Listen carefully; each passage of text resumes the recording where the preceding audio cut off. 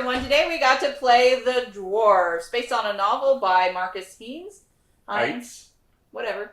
Some person. Not really good at names. 57 flavors or varieties. Yeah, I don't know. But before we get into that, don't forget to hit the subscribe button and the notification bell because we're cool. Also, notice the new shirts. They're going to be loaded up on our website so you can purchase them if you want. I think we'll also be giving a few away at Gen Con if you get to play with us and if you beat us in a game. So we'll be doing some opening gaming sessions there at a hotel. If you want more information, just let us know or search us out on our social media page. We will be more than happy. But not in our hotel room. Somewhere in the hotel. Yeah. We're not gonna have people come back to our room and you leave them in a tub with their kidneys missing or anything. Unless that's what you want. Why are you trying to ruin my plan? No, we're not serial killers. Well, maybe I'm not. Rob. I'm not sure about Rob. I'm not.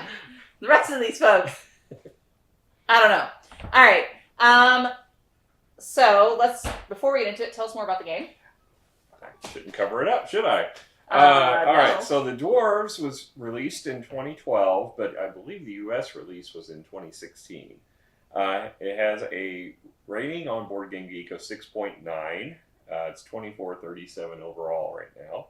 The designers were Michael Palm and Lucas Zach. Artist is Jarek Nacone. And publisher is Pegasus Spiele. It is out of print. I can't seem to find it, at least in most of the stores. It is on the geek market though. Right now somebody's selling it for $15 for the base plus some of the expansion stuff, which is actually a steal. That's a steal. A steal. Yeah, because we got it as a bundle at our last Gen Con. We were buying a bunch of stuff, I think, at the last minute, and this was one of them. It was maybe Origins. I can't remember. It was one of the two. But no, I think it was Gen Con. But we ended up getting a bundle, but we were still missing one of the pieces, so I'm trying to remedy that.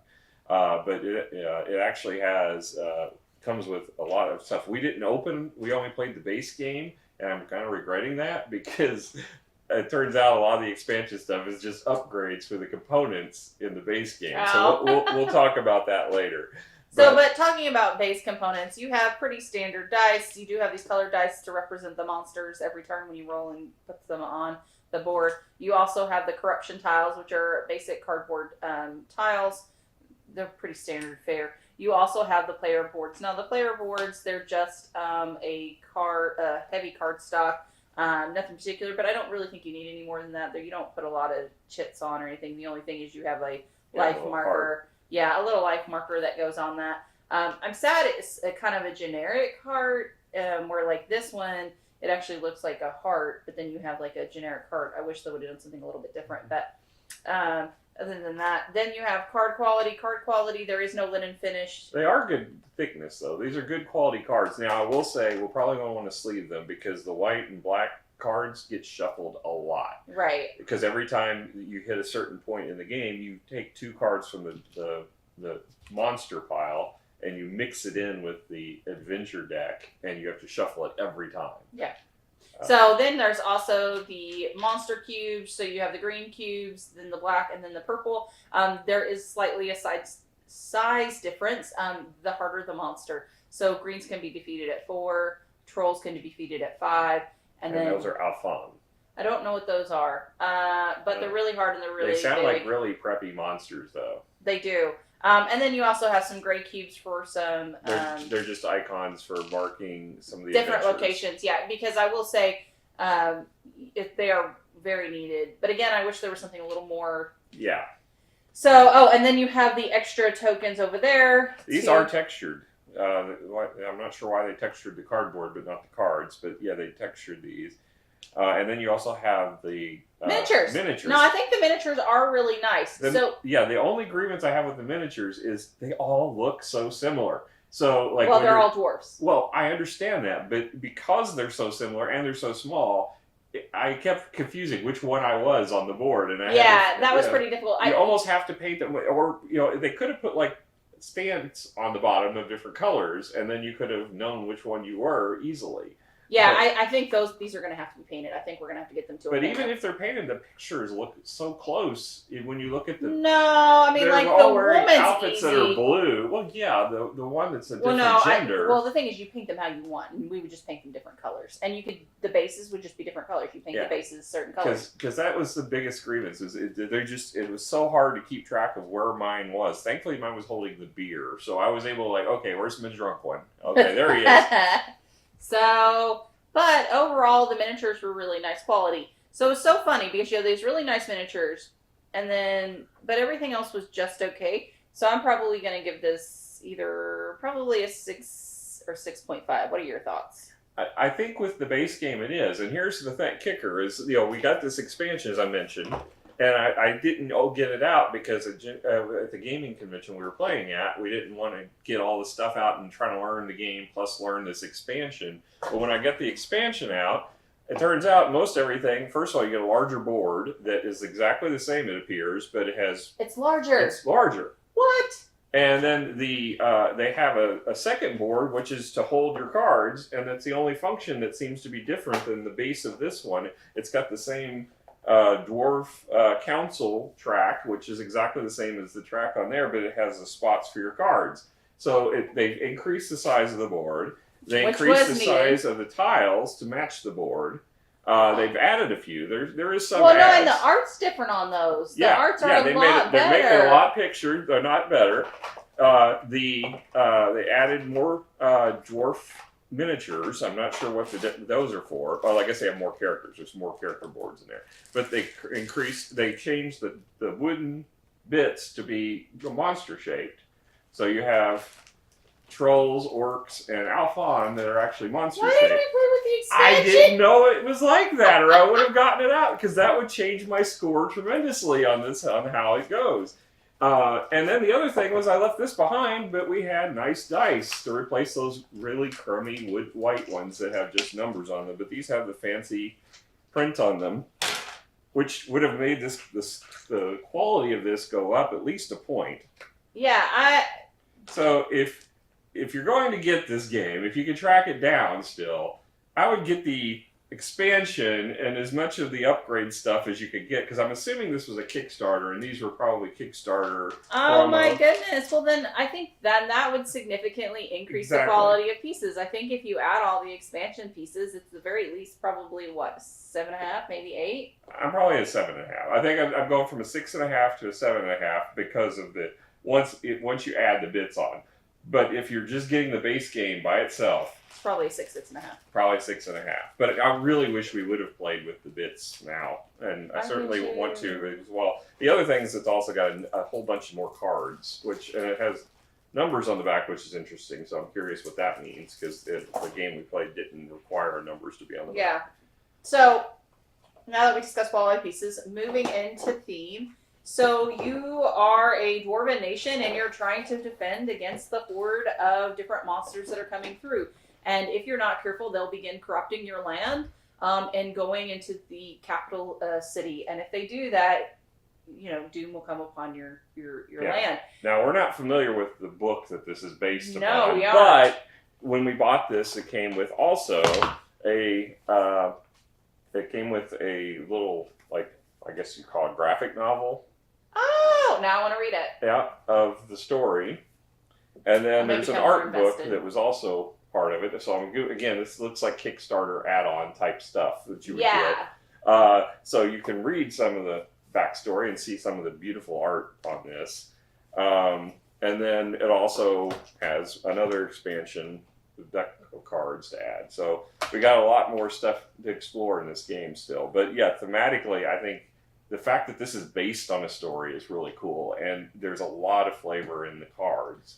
Well, and the thing is, reality is you definitely feel like you're dwarves defending your nation against a horde, and if you're not careful, I mean, we made a choice to finish a quest, but in so doing, corruption spread like crazy because of the way the corruption mechanism works, which we'll discuss more.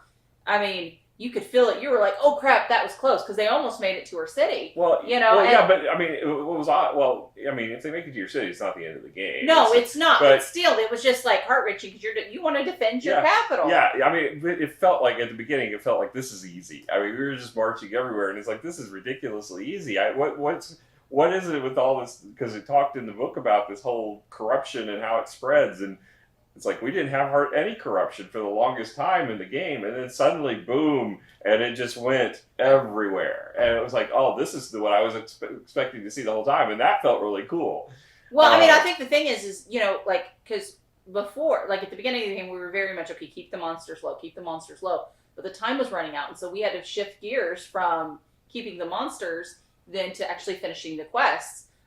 But in so doing, we let a lot of our areas get corrupted. And so it's kind of a very interesting, you want to make sure that the monster population stays low, but in that same breath, you've got to complete the quest in the amount of time given to you. So it's just, there is a lot of thought to it. I really enjoyed this theme. Theme-wise, I'll probably give this an 8. What about you? Well, one of the things I really liked about this was with the characters, they weren't that different, but because of their abilities, it felt like they were significantly different. I mean, the characters, they all have just basic stats, and their health was pretty much the same. There was a couple that were higher by 1 point, but the number of dice you got for the different abilities were not that different. But because of how you had to use your abilities, this is one of the few games I've seen where the differentiation was that significant in how you played your character. Mm-hmm. Because, especially with like mine, is the only one that could walk on corruption without taking damage. Because if you take damage, this game ends if you die, if anybody dies. So it's the fact that and health was kind of hard to come by. Everybody's character had their own abilities that set them apart, which I thought was really a cool thing. Even though they didn't feel like, I mean, if you looked at the character sheets, it's like, oh, this is a very minor thing that's different, but yet it had played a major role in the game. Yeah. So I liked the feel of the game. I felt at first I didn't think I did. When we started playing it, I'm like, this is kind of nothing's happening. It felt like there should be more to it, and I felt like we played it at a lower setting than we should have. And then at the end, we won at the very last turn. I mean, it was that close. So yeah, well, I think you have to make a decision. Do you finish the quest quickly and end up losing control of some of your land, or do you end up managing it but then running out of time? So it's just very difficult. Yeah. So given the fact that there is such a backstory with this game, and there is the flavor and the art on the cards. We didn't talk about the art of the cards really, but the art is really pretty. I'm probably at an 8.5 on it, is where I'm at. Mm-hmm. It's not that different than yours, but I think that there's enough with the art and the story and the feel of how it just spread. Yeah. So totally get that. So moving on to rules. You read the rules. Well, the game is pretty simple. There's not a whole lot to it. I mean, the rule book is 10 pages long, if you count the back cover, 12. Yeah. But, it's most of it is just talking about, first setup. First setup is 5 of the pages. So half your book is setup, and the other half is just the play. But it's each turn, how many actions you get and all of that. There's not a lot to this game, but as far as the actions, and I'm not a co-op fan, so when I got this out, I was like, oh, it's a co-op. That was my first thought. I was like, oh, great, it's a co-op, because I did not expect it to be a co-op. So I was pretty bummed, but as we started playing it, it started feeling better. But the rule book itself, the way it's written, it has the cards and symbols on the back, and it does explain everything, all the icons that they have and what they mean. I think it's probably about an 8. I don't think it's bad. I think it's pretty good, and it's hard to screw this up because it's such a simple game. Yeah. The most of the time spent in the book is on the spread, because that's the most complex piece of this game. Yeah, it is. All right, so moving on to gameplay. So the gameplay is actually pretty straightforward. Every turn, you move the hero token, Yeah. up 1, and depending on the symbol, you complete that action. So this action is that you roll the monster dice, and depending on what's on the monster dice, you play them on the area that it says. So this says 5. So you would, in that case, you rolled 2 green, so they would go to where the Roman numeral 5 is spawned, right here. Absolutely. So, bam, done. All right, and then you actually take you have 2 actions that you can take. So any of those actions consist of fulfilling a quest, and then or filling a mission. Either way, you've got 3 adventures, or 3 of the cards from the adventure Right, deck. yeah, adventure deck, yeah. So but 3 it adventures. could be adventures or it could be monsters, because these get added to the deck over time. So you can do adventures / monster hunting, and that requires you to be at different locations or completing different quests or tasks that you have to do. Or like one was like 2 people meet at this one location and do a craft roll. Or there could be one that you went to a location and you succeeded so many craft rolls, or there would be travel from here to here. So there's different things that consists of. Yeah. Then you actually have the quest card. So that's one action, is completing an adventure card. Then the another action is to complete the actual quest card. And the quest card could be defeat 3 monsters in 1 turn, or complete, one was to go all the way up on the Dwarf Council. Yeah, the council track. And this is how you win the game. If you play through however many cards you have in the deck, there's A, B, and C.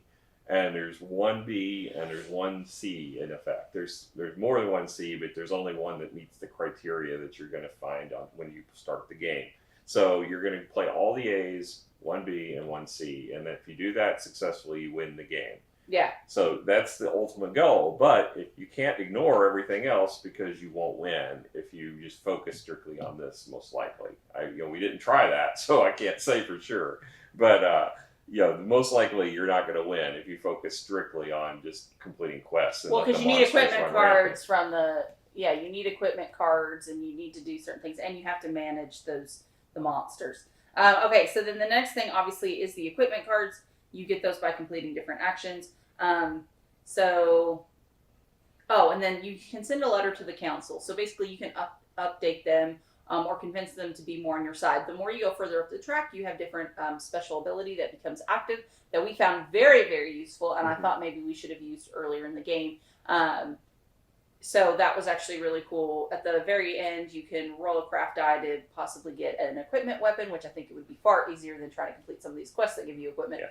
And then the other ones, you can re-roll a die, or you can increase your thing by 1, or when a threat cards come out, you get a health, which is one of the very few ways you can get health. So I think there are definitely benefits to keeping that track. And then the other action would be... Well, but it's a tug of war, because this track is continuously getting pulled the other direction. Correct. As you move along the time track. So if you don't continuously send letters throughout the game to the council, you're going to end up suffering penalties, because it goes to the other side. Correct. And it's basically got the net negative effect of every one of those positive effects you have.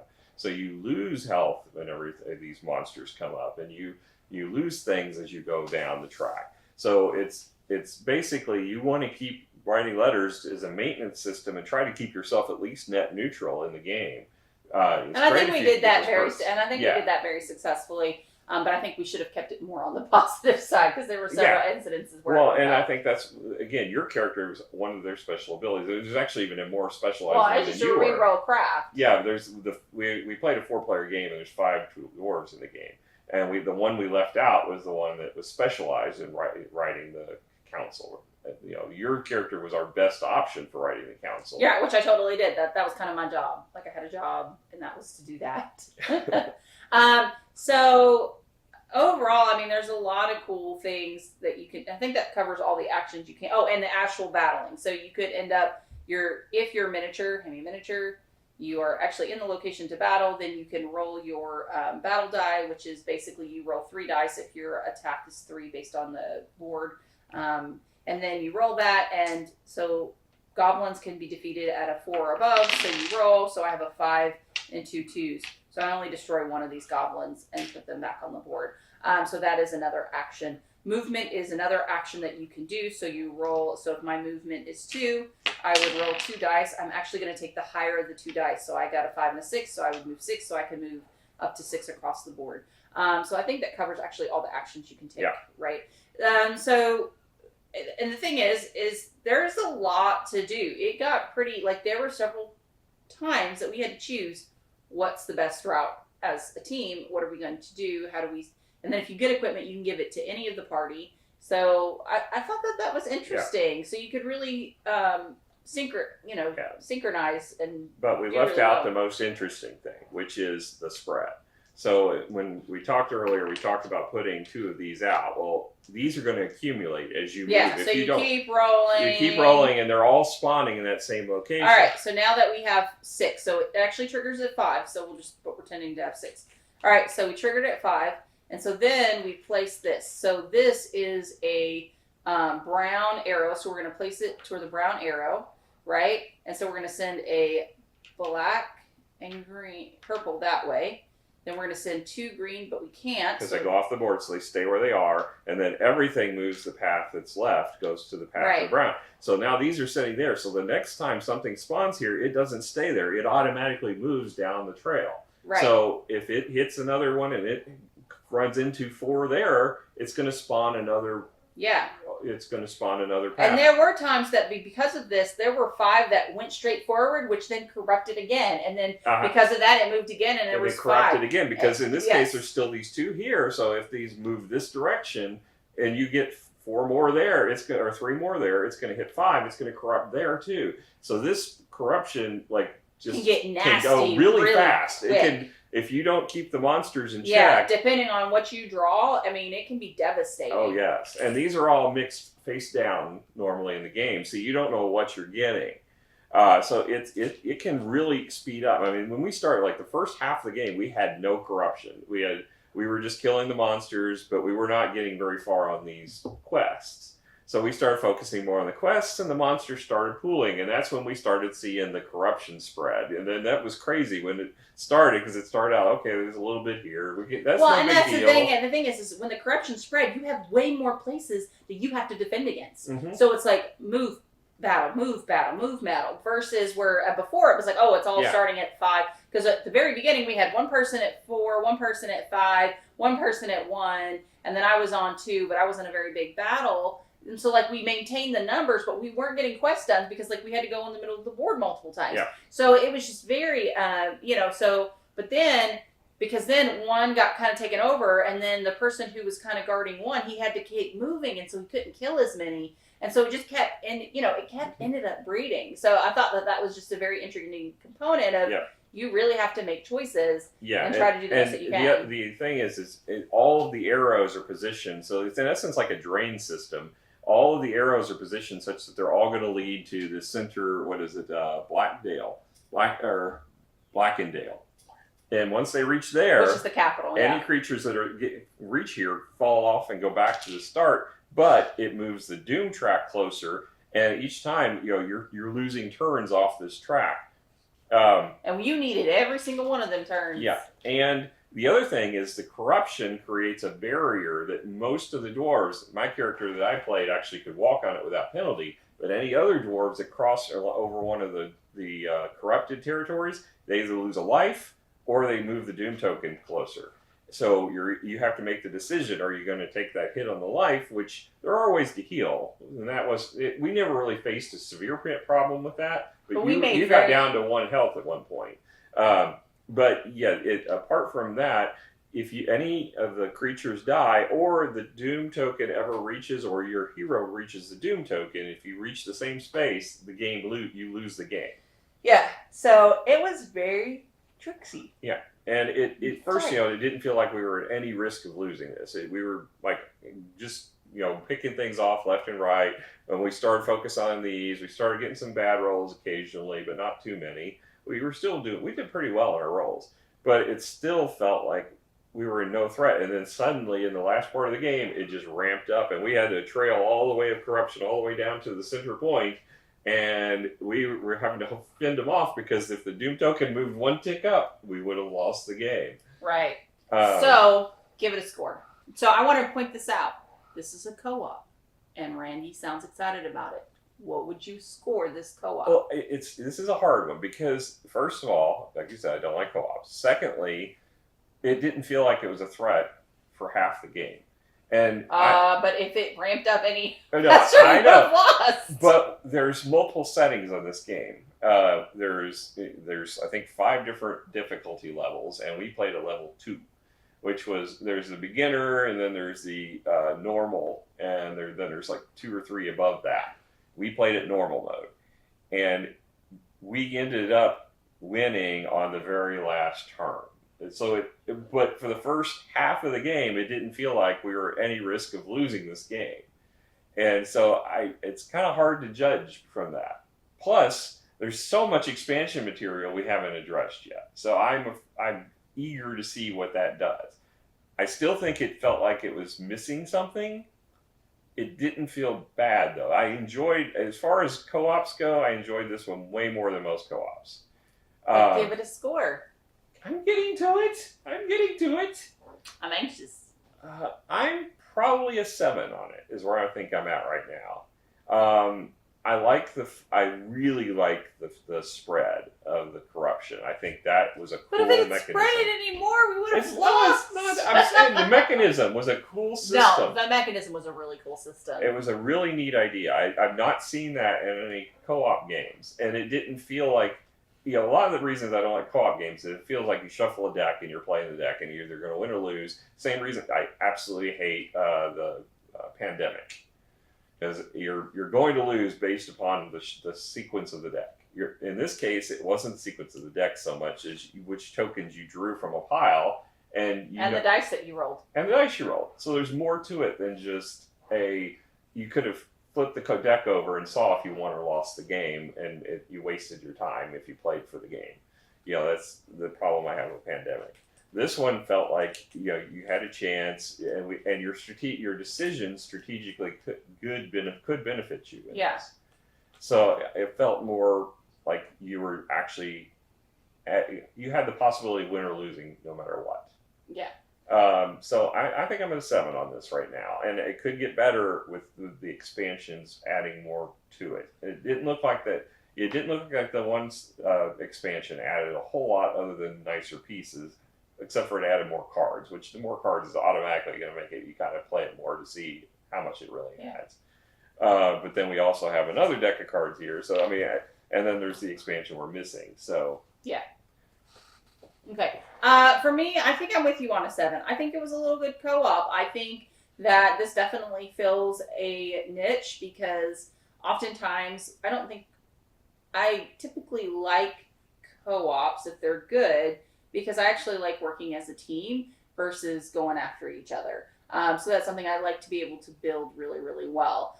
So I do like that piece of it, and I do think it was a really cool, dwarven theme. I wish I knew more of the backstory. I feel like I could have got into it more, but I think I agree with you with 7. Mechanically wise, I think it was actually pretty good. I think it was spot on difficulty because if we had made one mistake, we would have lost. But we played to the best of our ability. And I also think with our group, I think it was really appreciated. I'm good with the 7. Yeah. So would I play this again? Yeah, I think I would. So, yeah, pretty good. So, well, thank you guys so much for joining us. Don't forget to hit the subscribe button, and we'll catch you guys later. Bye. Bye.